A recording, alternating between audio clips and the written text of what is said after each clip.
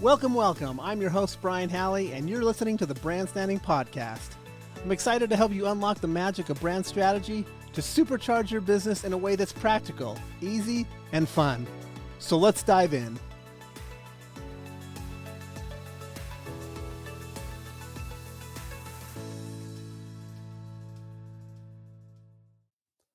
Welcome back, everyone. This is Brian Halley, and I'm here with my wife and co-host, the charming Emily Halley. Hi, everyone. I'll try my best to be charming today. Thank you, Emily. And thanks for joining us, listeners. I want to take a moment and begin with just thanking all the listeners who have commented or left messages about the show.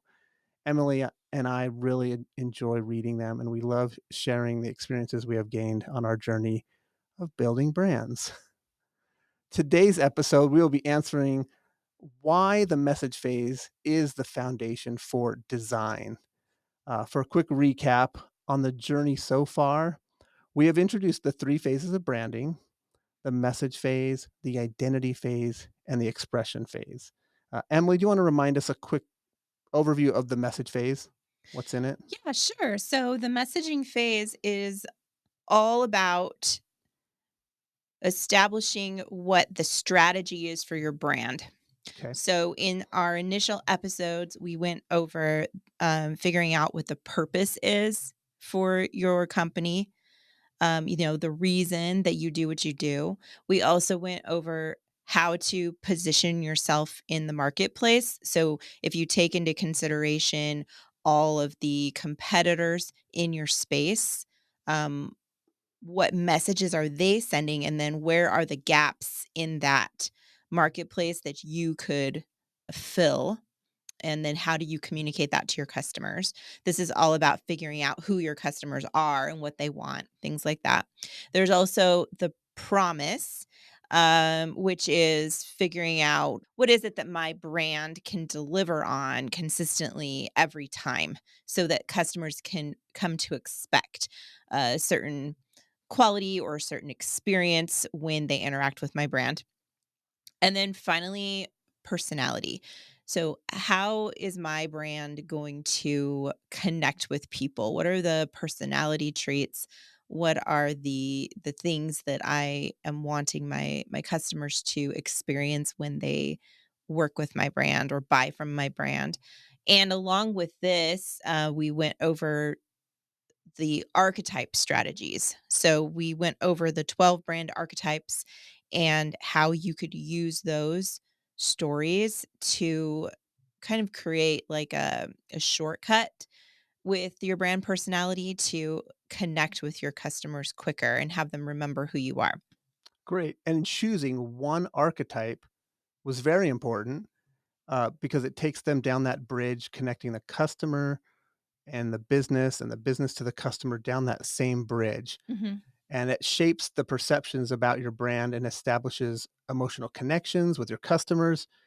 And if you remember, because everyone instantly recognizes these archetypal stories, if you lock onto one story and come across to them the same way, it makes it a super shortcut. It takes you above a lot of other companies that aren't doing that. And it's powerful in branding and marketing. Right, right. And so what we did after we went through all of the messaging episodes, I think was it 2 episodes ago where we talked about how to bring all that Bringing it all information together. together Yes. into a document called the brand brief. And the brand brief is where you would keep all of the strategies that you developed during the messaging phase, which helps you stay on target, right? Yeah. Yeah. Use that as your compass. And now that you have the brand brief, we can now move into the second phase, the identity phase.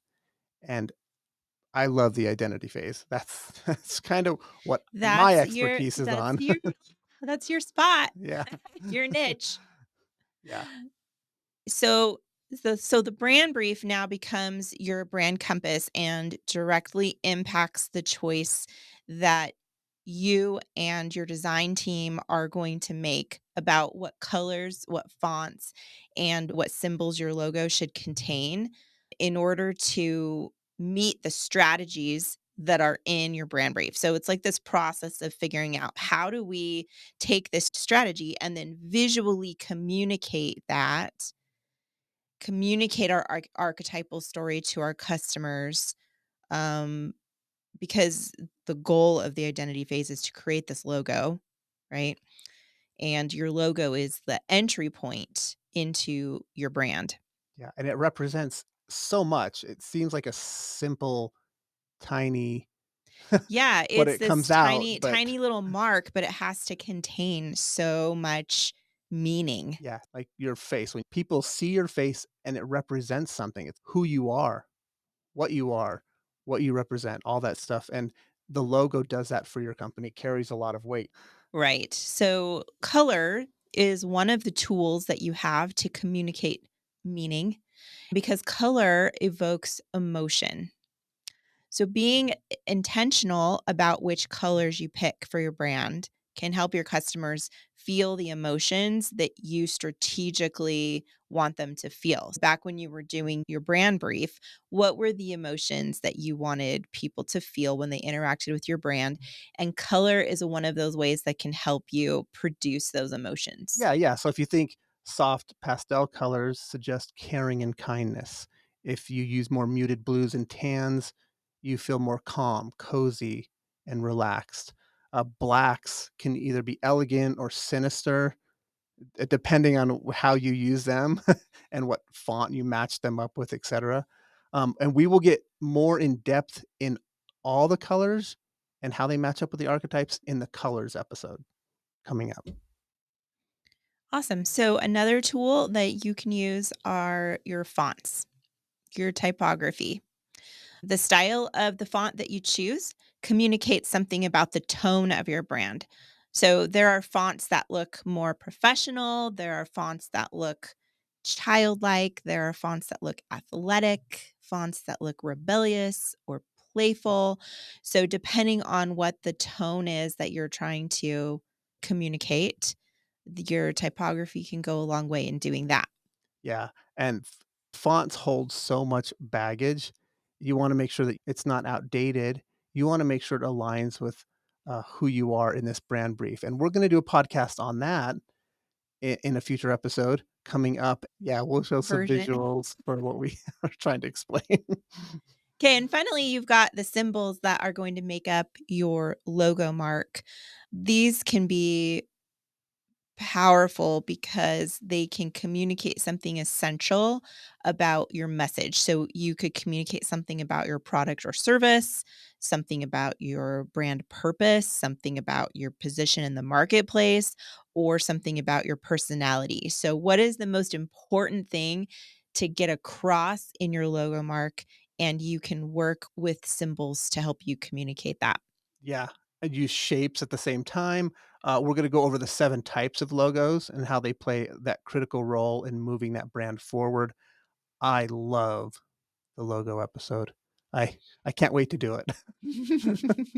The goal is basically using those 3 things, the colors, the fonts, and logos to create a powerful, memorable image for your company.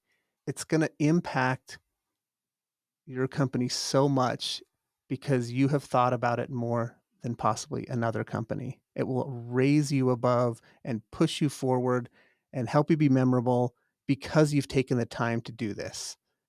Yeah, and that brings up, I think, an important question too, because I think a lot of times people think that all of this knowledge about visual communication kind of belongs in the realm of the designer, right? Like, Mhm. I'm going to hire a creative to Yeah, do this why do for I me. yeah. Yeah. So, why do I, as the business owner, need to know all of this information? Okay, Why listen to all these podcasts? that is a great question, and me being a designer, I feel I can answer this, but I wanna share a quote with you, from Alina Wheeler in her book, Designing Brand Identity, and she says, "A compelling vision by an effective, articulate, and passionate leader, you, is the foundation and inspiration for the best brands. A vision may be expressed by a first-time entrepreneur, an inventor, a scientist breaking, like, new grounds, a person working a full-time job looking to do something on the side, or someone just about to launch their first company. It's not exclusive to just the CEO title. Anyone can have this vision and articulate their message. So knowing this information as an owner and conveying it to the experts and designers becomes your responsibility as the visionary. The designer's challenge is to translate that vision into tangible expressions and visual language. That's on them. That is their job. That's what they work on. That's what they're good at. But by knowing the four pillars and strategy, you will have the knowledge to direct that designer and collaborate together to get that all aligned. That's the power of it. Without it, the designer has to guess at what to communicate. As a business owner, you're like the captain of a cruise ship Mhm. and you're going into these waters that you don't know. And that's when the tugboat comes out. And that's how I feel I'm like as a designer, I'm the tugboat. I'm navigating you through these waters that you don't know, but the captain is steering the ship. And that's you. That's what you do and know because you have this brand brief. Yeah, I really love what you're saying because I think sometimes we think brands become successful because they happened to have a really great designer. You know, like Nike was successful because their designer happened to create this swoosh mark that everybody just loves and remembers, and that's why they're a great brand. Hey, But your oh, quote that you just read suggests that building a great brand is really about the leadership, the vision, and how well that vision is communicated. So, like you're saying, it's like a collaborative process between the business owner and the designer to articulate or communicate that vision, absolutely. right? And in a world where there's so much content, there are millions of posts and socials and all these things every day and companies being launched. The difference of great brands and lesser brands are gonna be what you do here, are gonna be how you can articulate this vision into something that's memorable to move it forward. So understanding all of this information, like at least as much as you can, Yeah. about what colors mean, about what fonts mean, about what symbols mean. Um, these types of things will help you make good decisions. So when the art comes back from the designer, as a business owner, you can better evaluate those different logos for like how well is this lining up with my strategy? How well is it communicating my vision? Yes, absolutely. I think this helps you become as the owner or the business owner or someone working in your business is like that quote said, a compelling vision by an effective, articulate, and passionate leader. The effective, articulate, and passionate leader is not just let me become a pro at just this brand brief. You are going to become effective and passionate in all areas of your business. And how you build yourself and how you grow will inevitably impact the business. This is just one area. Awesome. Okay. So we are about to launch into a series that's going to walk you guys through the second phase, this brand identity phase. So upcoming episodes include deep dives into color, the meanings of color, and that should help you be able to choose good color palettes for your brand. We're also going to do an episode all about fonts and typography, and we're going to do one about logo design essentials, symbol, shape, things like that that Mhm. can affect the perceptions that we have of brands. And then we're going to talk about brand consistency and maintaining your brand standards over time. Yeah, because you've done all that work. Hmm. Don't let it just fall apart. Yeah, Yeah, absolutely. which is harder than it sounds. Yeah. So we encourage you now to reflect on how your brand message is currently being visually represented, if you have one. If not, you can be thinking about what it's going to look like and what techniques am I going to use to build my new brand. Perfect. Okay, so the key takeaways for today are, if we haven't beat a dead horse already, branding is a 3-phase process. You start with the message phase, then you move into the identity phase, and finally get into expression. Your brand's purpose, position, promise, and personality build your brand brief and your brand strategy, and it becomes the compass that will guide your brand choices going forward. You're going to use your brand brief to help you choose every design element, the color, the font, the logos. And this is going to make sure that you are constantly reinforcing your brand identity. It's consistent over time. People will recognize you, and this will create a well crafted visual identity because you started with a strong, clearly defined brand message. Awesome. That's great. If you have a business, take a minute and review your brand's message and consider, again, the visual alignment that you have. We invite you to share the questions or examples of brands that you think are doing well out there. So share that with us. Share what you're seeing, what they're doing well. Join us next week as we dive into the world of the meaning of color and how to choose one that's going to attract your client. And let us know how we can help you in your branding journey.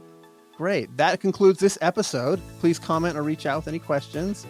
If you're finding the content helpful, please subscribe, leave us a review, or rate the podcast. This helps us reach more people trying to build those brands. Until next time, keep dreaming big. My name is Brian Halley. I'm Emily Halley. Take care.